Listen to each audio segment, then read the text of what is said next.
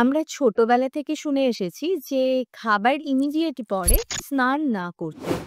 তো এর বেশ কিছু সায়েন্টিফিক রিজন রয়েছে। সেটা হচ্ছে আমরা যখন কোনো খাবার খাই তখন আমাদের স্টমাকে ডাইজেশন, অ্যাবসর্পশন এবং অ্যাসিমিলেশন ৩ টে কাজ একসঙ্গে হয় এবং সেই জন্য আমাদের স্টমাকে প্রচুর ব্লাড ফ্লো হয়।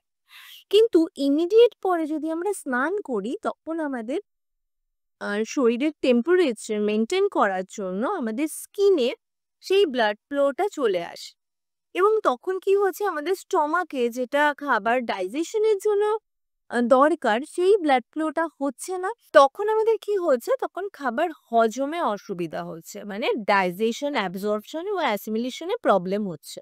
বা বলতে পারি আমি ব্যাঘাত ঘটছে। এতে ব্লটিং, গ্যাস, অ্যাসিডিটি এই সমস্ত প্রবলেমগুলো হচ্ছে। এছাড়াও আরেকটা রিজন হচ্ছে আমরা যখন কোনো মিল ইনটেক করি, তখন আমাদের শরীরের টেম্পারেচার বেড়ে যায়। আমরা যখন স্নান করছি তখন আমাদের শরীর ঠান্ডা হচ্ছে। তো এই যে ভিতরের টেম্পারেচার বাড়ছে এবং বাইরের টেম্পারেচার করছে আমাদের এই থার্মাল যে চেঞ্জটা হচ্ছে সেটার জন্য আমাদের শরীরের ভিতরের হজমের কিন্তু প্রবলেম দেখা যায়। Thank you. ভালো থাকুন, সুস্থ থাকুন।